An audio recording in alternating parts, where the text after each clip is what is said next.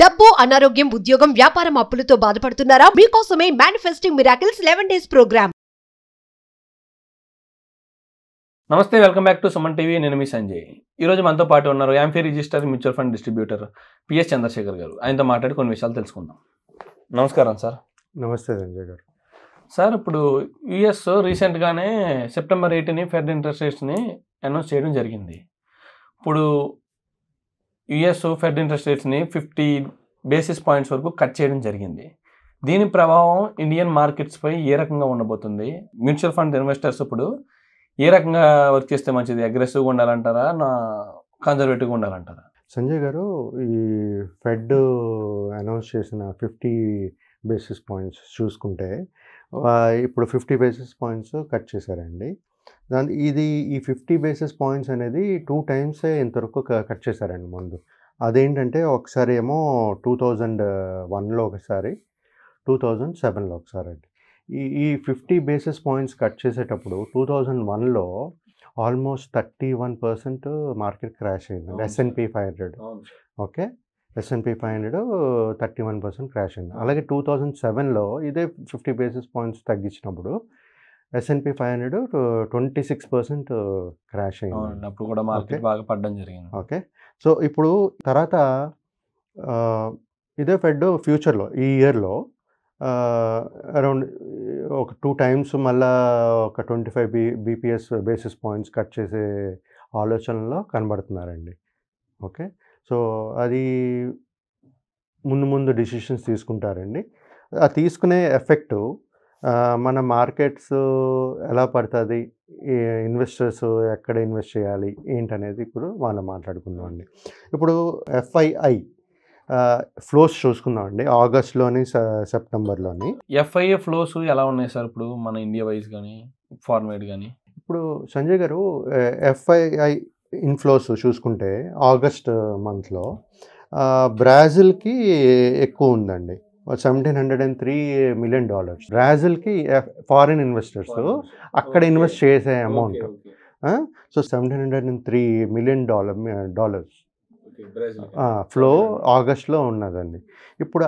ఇప్పుడు సెప్టెంబర్లో చూసుకుంటే ఇండియాకి వచ్చిన inflows foreign investments FIIs almost $2,191 million inflow వచ్చిందండి.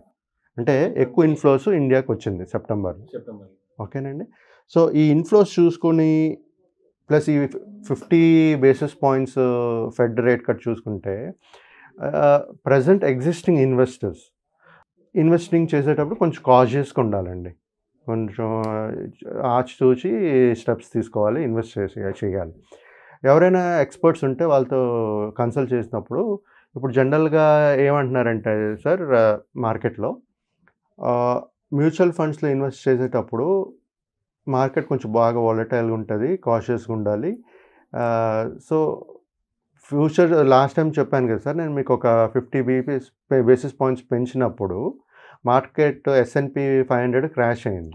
సో అదేవిధంగా ఇప్పుడు మన ఇండియన్ మార్కెట్లో చూసుకుంటే ఎక్స్పర్ట్స్ సజెస్ట్ చేస్తుంది ఏంటంటే ఫ్లెక్సీ క్యాప్ కానీ మల్టీ క్యాప్లో కానీ వేసుకోండి. కొంచెం ఒక 10-20% అనేది తక్కువ ఎక్స్పోజర్ స్మాల్ మిడ్ క్యాప్లో పెట్టుకోమని అడ్వైజ్ ఇస్తున్నారు సార్. సో అంటే ఇప్పుడు ఫెడ్ ఏంటంటే ఇప్పుడు ఆల్రెడీ 50 basis points పెంచేసింది.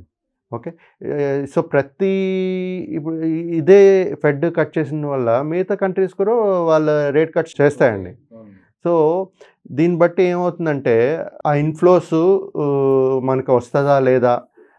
ఇప్పుడు దానివల్ల ఏంటంటే సార్, ఇంకోటి మనకి ఇంపోర్ట్స్ బాగానే ఉంటుంది ఇండియా మార్కెట్కి, బట్ ఎక్స్పోర్ట్స్ అనేది కొంచెం ఎఫెక్ట్ అవుతుంది సార్ ఈ 50 basis points వల్ల. అంటే సార్ ఇప్పుడు ఓవరాల్గా ఇప్పుడు S&P మార్కెట్లో కాకుండా ఇండియన్ మార్కెట్ మీద కూడా హెవీ ఎఫెక్ట్ ఉంటుందని చెప్పేసి అంటున్నారు. ఎక్స్పోర్ట్స్లో కొంచెం ఎఫెక్ట్ ఉంటుంది, ఇంపోర్ట్స్ మనకు బాగుంటుందండి. సో ఈ బేసిస్ చేసుకుంటూ ఈ ఫెడ్ ఏంటంటే అంటే ఒక్కసారి డిసిషన్ తీసుకుని వదిలేయడం కాదు సార్, రెగ్యులర్ మీటింగ్ చేస్తూ ఇవన్నీ చూస్తూ దాన్ని బట్టి ఫ్యూచర్లో కూడా చెప్పినట్టుగా నవంబర్లో కానీ అక్టోబర్లో కానీ మళ్ళీ 25 basis points plus 25 basis points పెంచే ఛాన్సెస్ చాలా ఉన్నాయని మాట్లాడుకుంటున్నారు sir. 25 basis points 25 basis points పెరిగే ఛాన్సెస్ ఉన్నాయి, పెంచొచ్చు అనే ఒక థాట్ ఉంది. అది పెంచితే అప్పుడు మళ్ళీ మార్కెట్ సినారీస్ ఎలాగ ఉంటాయి ఏంటి అనేది చూసుకోవాలి. ఇది ఈ ఫెడ్ అనేది ఆల్ ఈవెంట్స్ అండి. ఇప్పుడు కోవిడ్ వచ్చినప్పుడు మార్కెట్ అది ఒక ఈవెంట్, పొలిటికల్ గెలిచినప్పుడు ఒక్కొక్క ఈవెంట్. సో ఇవి ఫెడ్ రేట్ 50 బేసిస్ ఇది అయిన రేట్ కట్ చేసినప్పుడు సో దాని ఎఫెక్ట్ మిగతా కంట్రీస్ మీద ఎలా పడతాయి ఏంటి అనేది చూసుకుంటూ మన ఎస్పెషల్లీ మన ఇండియన్ మార్కెట్లో మ్యూచువల్ ఫండ్ ఇన్వెస్టర్స్ ఎలా దేంట్లో పెట్టాలనేది ఎక్స్పర్ట్స్ సజెస్ట్ చేసినట్టుగా ఈ ఫ్లెక్సీ క్యాప్లోని మల్టీ క్యాప్లోని పెట్టుకోమని చెప్తున్నారండి. అదేవిధంగా తక్కువ ఎక్స్పోజర్ మ్యూచువల్ మిడ్ క్యాప్ కానీ స్మాల్ క్యాప్ కానీ తక్కువ ఎక్స్పోజర్ పెట్టుకోమంటున్నారు. Okay sir. ఇన్వెస్ట్మెంట్ మాత్రం కాషియస్గా ఉండమంటున్నారు. అంటే చూసి ఆలోచించి ఇన్వెస్ట్ చేయండి, అబ్రప్ట్గా అగ్రెసివ్గా చేయొద్దు అన్నట్టుగా సజెషన్స్ ఇస్తున్నారు. సార్ ఇప్పుడు ఈ ఫెడ్ రేట్స్ ప్రభావం మార్కెట్ మీద ఎన్ని రోజుల వరకు ఉండొచ్చు అని చెప్పేసి మీరు అనుకుంటారు? ఇప్పుడు ఫెడ్ రేట్స్ కట్ చేసిన వెంటనే ఇమ్మీడియట్గా మీకు తెలియదు కదా, 1-2 ఇయర్స్ ఆ టైంలో మీకు ఆ క్రాషా పెరగడమా ఏంటి అనేది మీకు తెలుస్తుంది సార్. సో ఇప్పుడు వాళ్ళు అక్కడ ఫెడ్ రేట్ కట్ చేశారు కాబట్టి ఇప్పుడు ఇండియన్ మార్కెట్స్ ఎలా, ఆర్బీఐ ఎలా రియాక్ట్ అవుతుంది, మిగతా కంట్రీస్ ఎలా రియాక్ట్ అవుతుంది అనేది కూడా ఇంపార్టెంట్ అండి. ఆ రియాక్షన్ బట్టి మార్కెట్ వాలటిలిటీ మనకు వచ్చే ఎఫ్ఐఐస్ ఎక్కడి నుంచి ఎక్కువ వస్తున్నాయి, so country to country base మీద మనకి ఎలాంటి ఎఫెక్ట్ పడుతుంది అనేది చూడాలి sir. Thank you very much sir. Thank you Sanjay గారు, థ్యాంక్ యూ.